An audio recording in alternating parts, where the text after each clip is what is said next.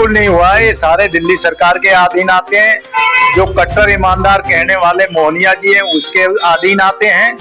और यहाँ आप देख रहे हैं तो रतिया मार्ग भी सर ठीक नहीं हो पा रहा सर। पानी का टैंकर बिकता है। पानी के ट्यूबवेल पे मोहनिया के आदमी माफिया बैठे हैं। वो ट्यूबवेल पे पैसा उगाही करते हैं। पहले कहते थे हम बिजली फलाना फ्री देंगे पानी।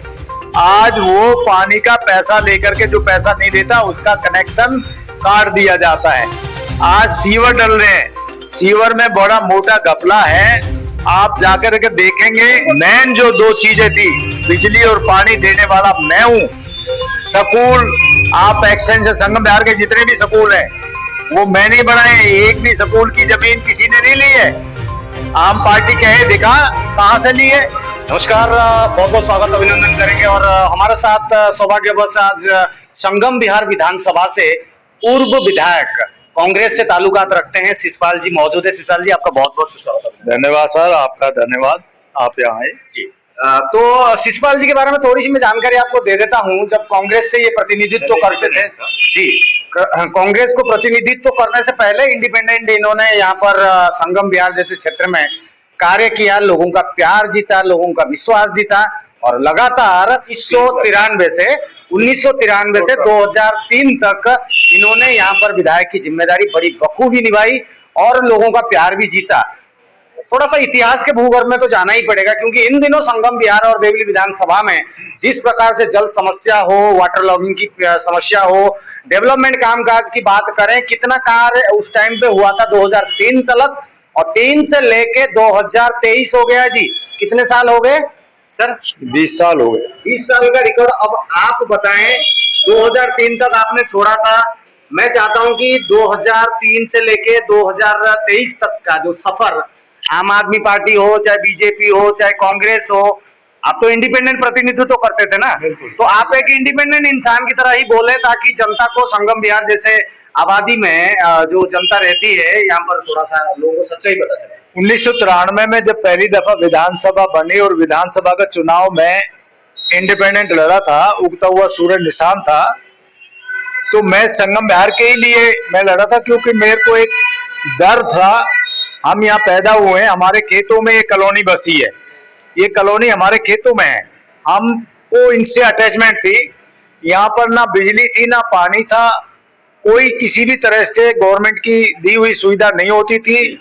यहाँ तक था कि रात को कोई चोरी चक्की कुछ इस तरह से हो जाता था तो 100 नंबर की कॉल करने पे पुलिस भी कई घंटे तक नहीं आती थी, इतनी बदहाली थी, बहुत बुरा हाल था। फोन किसी भी तरह की कोई सुविधा नहीं थी। इसलिए मैंने कॉलोनी के हित में कॉलोनी के लोगों से सलाह लगा करके मैंने चुनाव लड़ने की दिल में सोचा, मैंने लड़ने की वो करी और मैं चुनाव लड़ा। कॉलोनी के लोगों ने मुझे जिताया, मेरा उगता हुआ सूरज निशान था, मैं जीता। मेरे अंदर एक कशिश थी कि मैं अपनी कॉलोनी का उद्धार करूं। और यहाँ जब सबसे बड़ी बात, सबसे एक डिमांड ये थी लोगों की कि साहब हमें कुछ मिले या ना मिले, कम से कम बिजली मिल जाए। और ये भी मैं बता रहा हूं, जब मैं विधायक बना था तब तो ये तय नहीं था कि ये कॉलोनी रहेगी, क्योंकि सत्ता आई थी बीजेपी की। बीजेपी में दिल्ली सरकार थी और दिल्ली सरकार ने अनऑथराइज कॉलोनी की, बीजेपी की सरकार ने कोई पॉलिसी, कोई फंड नहीं रखा था। फिर अपने ही आदमी को ले जाकर के कोर्ट में स्टे डलवाया। कोर्ट का ये था, कहना ये था कि क्योंकि ये दिल्ली है और दिल्ली में दोनों सरकारों का राज होता है, जमीन, पुलिस ये भारत सरकार के अधीन आती है। अनऑथराइज कॉलोनी की सिफारिश दिल्ली सरकार करती है, मंजूर करने वाली भारत सरकार होती है।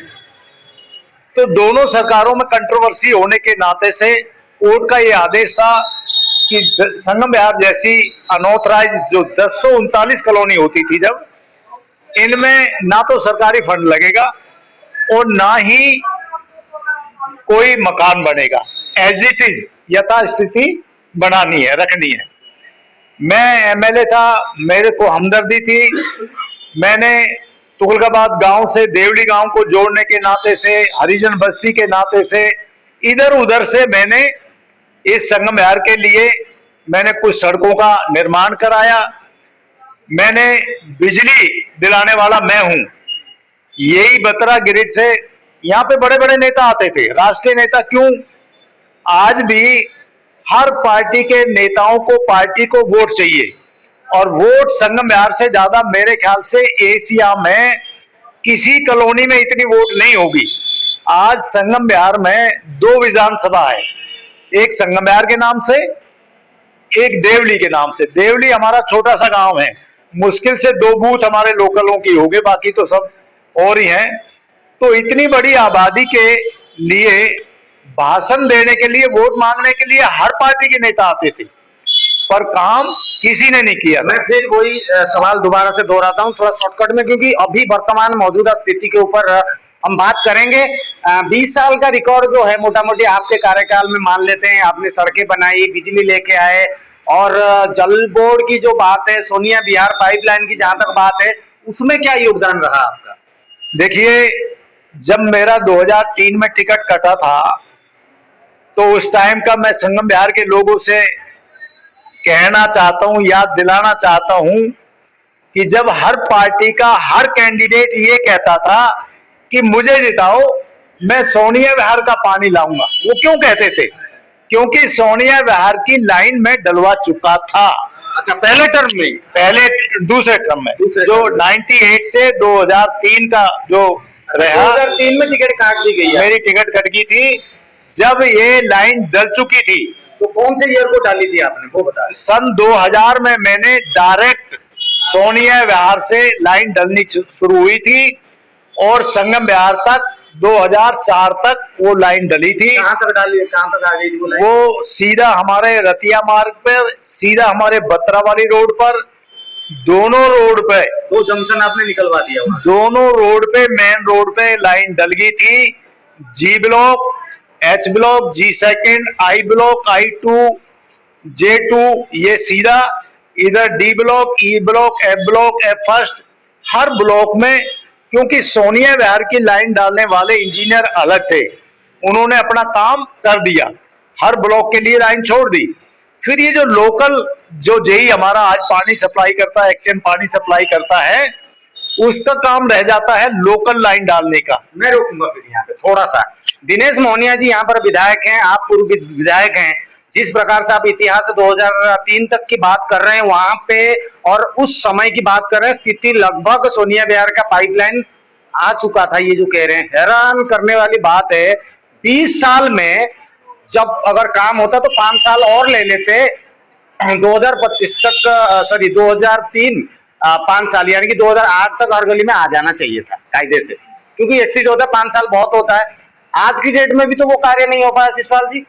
सरकार इतने, क्या हो रहा है? मुझे इस बात का बहुत ताज्जुब है, अफसोस है, मैं दुखी हूं इस बात से कि जो मैंने मेहनत करके, लड़ाई लड़के वहां सोनिया विहार से यहां लाइन ले आया, मुझे 2 बातों का बहुत दुख है। एक तो ये कि लोकल जेई से, इंजीनियर से, हमारे मोहनिया जी जल बोर्ड के मालिक रहे। उपाध्यक्ष का मतलब मालिक होता है, अध्यक्ष तो मुख्यमंत्री होता है। मुख्यमंत्री तो पूरी दिल्ली का है, वो सड़क का भी है, एमसीडी का भी है, वो पानी का भी है, सीवर का भी है, बिजली का भी है, वो तो मुख्यमंत्री है, राजा है। लेकिन मेन तो जल बोर्ड का उपाध्यक्ष ये थे, और इनकी ड्यूटी, इनका काम, इनका फर्ज बनता था इस दिल्ली की सेवा करना। दिल्ली की सेवा क्या, ये हमारे संगम विहार के लोगों के लिए लोकल लाइन ये नहीं डलवा पाए, इस बात का मेरे को बहुत दुख है। इससे पहले ये भी मैं बता देना चाहता हूं, वो जो टाइम से चालू नहीं हुई, आज वो सोनिया विहार का पानी, गंगा का पानी जो है वो नहीं है, वो पानी नहीं आता। जो डेली 32 MGD पानी आना था, जो बाद में 20 MGD हो गया मेरे हटने के बाद, जो 20 MGD डेली यहाँ पे आना था वो नहीं आया, और उसके बदले जो आता है 2 दिन में, 3 दिन में, 4 दिन में, वो भी सोनिया विहार का गंगा का ना आकर के हैदरपुर प्लांट, जो कि एक नाले के पानी को ट्रीट करके, वो नाले का पानी है उसको शुद्ध करके जैसे भी है उसको यहाँ भेजते हैं, जो दूसरे तीसरे दिन में जाकर के खराब हो जाता है। इतनी बड़ी गंगा का पानी आप 10 साल रख लो वो खराब नहीं होता है, और इस पानी को आप 10 दिन रख के दिखा दो मेरे को। मुझे इन बातों का बहुत दुख होता है, क्योंकि मैं किस लड़ाई के साथ में मैं लड़ करके मैंने शीला जी के सामने ये बात रखी, जब जाकर के ये मामला सुलझा, जो 32 एमडीडी का फिर 20 हो गया, 20 का भी अब डेली नहीं आता और वो दूसरा पानी आता है। इन बातों का मेरे को अभी तो होता है। अभी मौजूदा स्थिति के बारे में दोस्तों संगम बिहार में आप किसी को भी पूछेंगे, देवली विधानसभा में किसी को पूछेंगे, या तो दक्षिणी दिल्ली में कई ऐसे क्षेत्र में पाया गया है कि जो जल बोर्ड के टैंकर है वो खबर प्राप्त जो हमें होती है बिक्री हो रहे हैं। जल बोर्ड का टैंकर, आप जब एमएलए थे, मेरे को थोड़ा सा ये जानकारी दे, क्या दिल्ली सरकार की ओर से जो पेयजल जल बोर्ड की ओर से जो दिया जाता है, क्या वो शुल्क है या निशुल्क जल बोर्ड की जो सेवा लिखा जाता है वो वाकई निशुल्क होता है? मैं 2 टर्म से रहा हूँ, संगम बिहार के लोगों से पूछे वो बताएंगे, इस विधानसभा से पूछे। मेरा एरिया जब बदरपुर स्टैंड पे जब उतरते थे उर्ली तरफ, वहां से शुरू होता था, और दक्षिणपुरी का जो थाना है उससे भी आगे 2 ब्लॉक वहां होता था। ये गोविंदपुरी की झुग्गी कालका जी एक्सटेंशन बड़ा एरिया था, आज 2 विधानसभा से भी ज्यादा एरिया है। इतना बड़ा एरिया होते हुए भी मैंने काम किया, और उस एरिया में आपने पानी बेचा? एक टैंकर, किसी ने एक टैंकर का पैसा दिया हो, किसी ने मीटर लगने का पैसा दिया हो, किसी ने पानी की केबल लाइन डालने का पैसा दिया हो, किसी ने बिजली के काम का, किसी ने नाली सड़क, किसी का भी काम का बता दे। मैं तो यही कहूंगा 2003 की बात बता रहे हैं, इतने बड़े एरिया की बात बता रहे हैं, और इतने बड़े एरिया में जल बोर्ड के, दिल्ली जल बोर्ड के टैंकर के मैनेजमेंट है चौधरी शिषपाल 2 बार के विधायक, इतिहास के भूगर्भ से सच्चाई निकाल करके आप लोगों को बता रहे हैं। वहीं अगर बात करें इन दिनों 2023 की, 23 में मौजूदा स्थिति है कि गली गली नुक्कड़ नुक्कड़ चौराहे पर आपको दिल्ली जल बोर्ड के टैंकर मिलते होंगे, जल बोर्ड के पानी को डिस्ट्रीब्यूट करते होते हुए दिखेंगे, मगर वो जो है जानकारी के मुताबिक वो टैंकर बिक्री और जल बोर्ड के पानी जो है बिक्री के साथ ये दिया जा रहा है। ये मुद्दे को मैं यही रखूंगा। दोबारा से मुद्दे पे आता हूँ, पीडब्ल्यूडी, डीएसआईडीसी इत्यादि जो फॉरेस्ट डिपार्टमेंट, फ्लड डिपार्टमेंट, इन लोगों के माध्यम से, इन विभागों के माध्यम से संगम बिहार और देवली विधानसभा में जो कार्य हुए, जो विकास जो दिखना चाहिए था, क्या वो सर हुआ है? अब काम की बात करते हैं, डेवलपमेंट की बात। बिल्कुल नहीं हुआ है। ये सारे दिल्ली सरकार के अधीन आते हैं, जो कट्टर ईमानदार कहने वाले मोहनिया जी हैं उसके अधीन आते हैं। और यहाँ आप देख रहे हैं तो रतिया मार्ग भी सर ठीक नहीं हो पाया सर। पानी का टैंकर बिकता है, पानी के 12 पे मोहनिया के आदमी माफिया बैठे हैं, वो 12 पे पैसा उगाही करते हैं। पहले कहते थे हम बिजली फलाना फ्री देंगे पानी, आज वो पानी का पैसा लेकर के, जो पैसा नहीं देता उसका कनेक्शन काट दिया जाता है।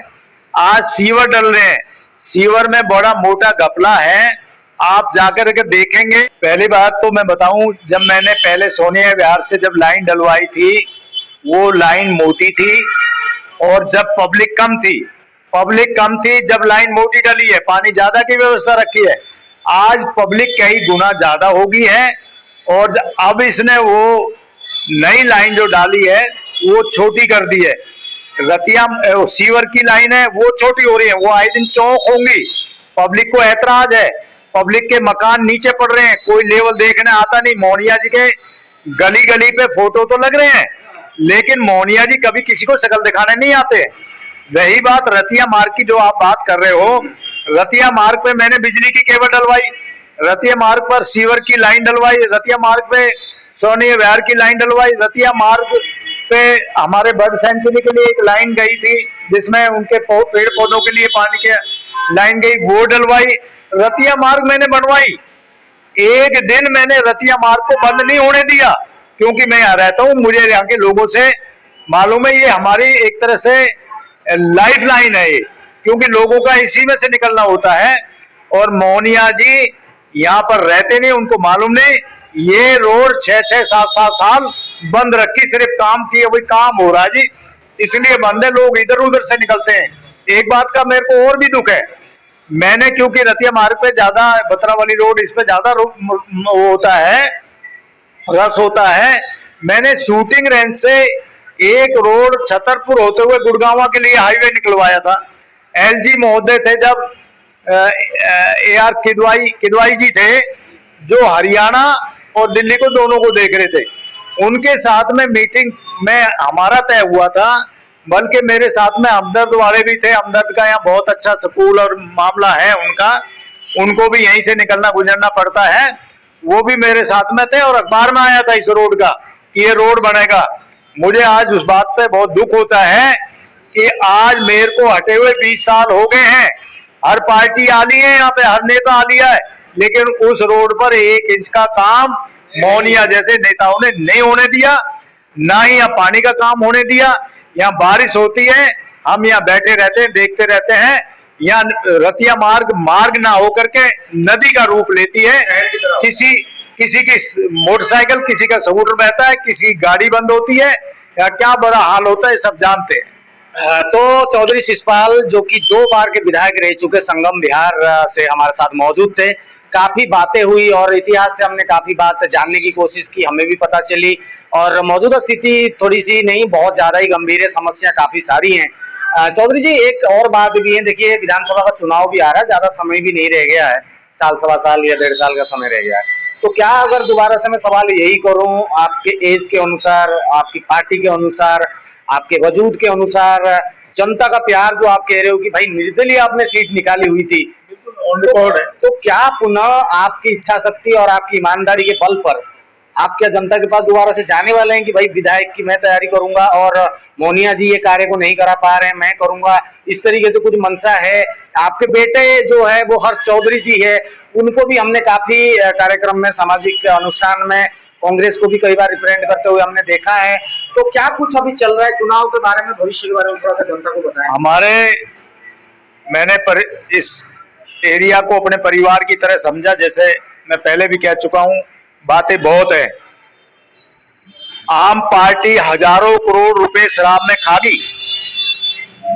शिषपाल विधायक था जब सरकारी डिपार्टमेंट, सरकारी दुकान खोलते थे, वो रेवेन्यू पैसा सरकार को जाता था। जिसके यहाँ दुकान खुलती थी उसको कमीशन के रूप में अच्छा पैसा मिलता था। जिसके यहाँ दुकान खुलती थी उसको एमएलए की रिकमेंडेशन जरूरी थी। उस रिकमेंडेशन के लिए शिषपाल को 2-2 करोड़ की ऑफर थी। मैंने वो पैसा नहीं देखा, मैंने लोगों की जान देखी। जितनी ज्यादा दारू की बोतल, दारू के ठेके ज्यादा खुलेंगे, उतने ज्यादा लोग पिएंगे, उतने ज्यादा लोग मरेंगे। मैंने नहीं खुलने दी। आज ये जगह जगह जो 800 कुछ दुकानें खोलने की बात थी, हमने ईमानदारी से, हमने अपना परिवार समझ करके मैंने सेवा की है इस एरिया की, और वही आज करता हूँ, अपने एरिया में सोता हूँ। सवाल की 2023 का जो सफर अभी चल रहा है, 24 में आधे में चुनाव हो जाएगा, तो किस तरीके से आप देख रहे हैं? मैं सवाल का, मैं कांग्रेस विचारधारा का हूँ, कांग्रेसी था, कांग्रेसी हूँ, कांग्रेसी रहूंगा। हमारी पहुंच, हमारे जो हाईकमान है वहां तक नहीं पहुंच पाती, और इसमें बीच वाले कुछ नेता, खाने खिलाने वाले हमारे में भी हैं जो गड़बड़ कर देते हैं, जो टिकटों की बिक्री और जो सही आदमी को नहीं आने देते। तो इस वजह से हमारा मामला जो है टिकट का उलझ जाता है। हम फिर सेवा के लिए, फिर विधानसभा के लिए, मैं तो पहले भी कहता था भाई मेरे बेटे को दे दो टिकट, मुझे नहीं दे तो बेटे को दे दो, नहीं तो भाई लड़ना तो हमारा फर्ज इसलिए क्योंकि मैंने सेवा की है। मेरी कमी बताओ, मैं आज भी ठोक के कह रहा हूं, मेरे को 20 साल हटे हो गए, 2 टर्म्स में रहा हूं। वही बात है, आज मीडिया के सामने शिषपाल जी कह रहे हैं, मैं यही बात बस आगे थोड़ा सा कर दूंगा। चुनाव आ रहा, क्या आप अब जनता के बीच रूबरू होने जा रहे हैं, समस्या में खड़े होने जा रहे हैं, समस्या का समाधान करने जा रहे हैं, किस प्रकार से आप चुनाव को देख रहे हैं? क्योंकि देखिए संविधानिक पद नहीं आएगा, पुनः आप वो काम को नहीं कर पाएंगे।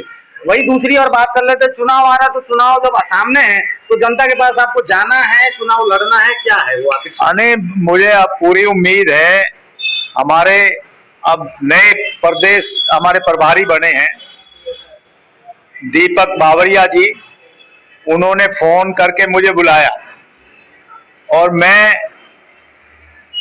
जो जैसा आदमी होता है अपने तरह के आदमी को जल्दी पकड़ लेता है। मेरी उनसे बात हुई है, वो आदमी एकदम ईमानदार आदमी है और सही सोच है उनकी।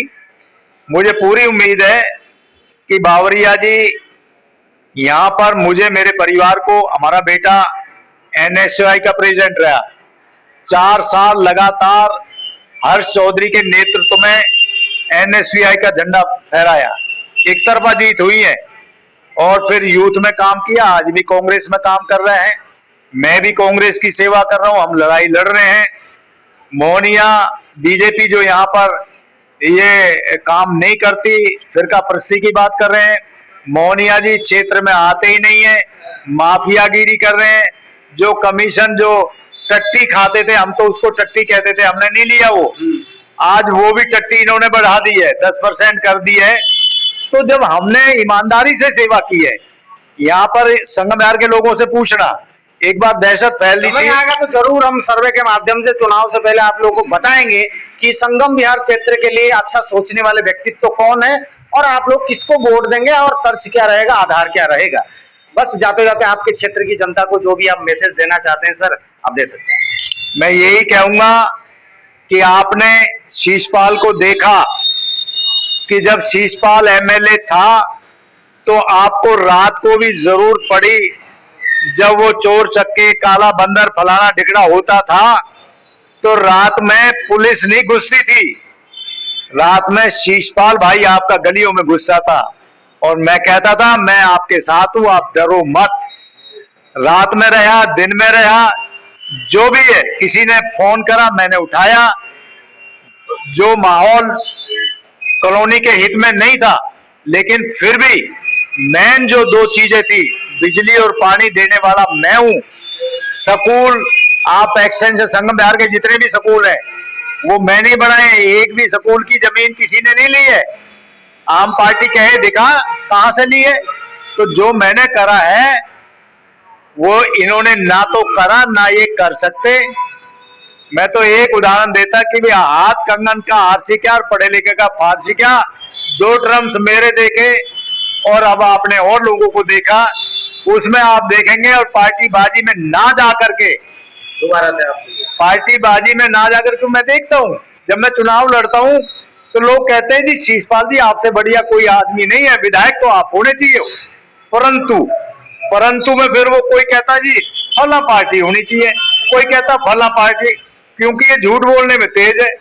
आज मोहनिया भी कोई मैसेज दे देगा, केजरीवाल भी दे देगा, बीजेपी भी दे देंगे, उनमें ये लट्टू हो जाते हैं नौजवान साथी, काम वाम को नहीं देखते। फिर जनता के पास जाएंगे, किस तरीके से चुनाव की तैयारी रहेगी? हम अपने पुराने कामों को बताएंगे, राहुल जी के निर्देश के अनुसार हम, जो राहुल जी अब लगे हुए हैं, चाहे वो पूरे हिंदुस्तान की उन्होंने वो करी है, चाहे आप कर रहे हैं, प्रियंका जी ने यूपी को संभाला है और सोनिया जी ने जो दिखाया, सोनिया जी वो कहते हैं ये तो कुर्सी के लिए लड़ती है। जब सोनिया जी के हाथ में सत्ता आ गई, मनमोहन सिंह जी को राष्ट्रपति के यहाँ लेगी, मनमोहन सिंह को जब तक पता नहीं था कि तू पीएम बनेगा, जब राष्ट्रपति से शपथ की बात हुई, मनमोहन सिंह जी चलो, हैं मैडम क्या कह रही हैं आप? तो हाँ नहीं आप ही पीएम बनोगे। तो उसने कुर्सी के लिए नहीं, देश के लिए कुर्बानी करी। चलिए बहुत बहुत धन्यवाद, हमें आपने कीमती समय दिया। और चौधरी शीशपाल जो कि संगम बिहार विधानसभा से 2 बार विधायक रह चुके हैं, तमाम सारी समस्या के ऊपर बात हुई और चुनाव के लिए अपना मंशा स्पष्ट करते हुए हर्ष चौधरी जो इनके सुपुत्र हैं उनके लिए मन स्पष्ट करते हुए बता रहे हैं और कांग्रेस को आधार बना करके आने वाले दिनों में शायद पूर्ण रूप से तैयारी भी कर रहे हैं इस बार चुनाव में विधायक के रूप में और भावी प्रत्याशी के रूप में हर्ष चौधरी हो सकते हैं, या तो चौधरी शिषपाल पुनः आपके द्वार पर आ सकते हैं। जुड़े रहिए, आने वाले दिनों में आपको तमाम सारे संगम बिहार और दक्षिणी दिल्ली क्षेत्र की खबर के साथ हम अवगत कराते रहते हैं और आगे भी करते रहेंगे।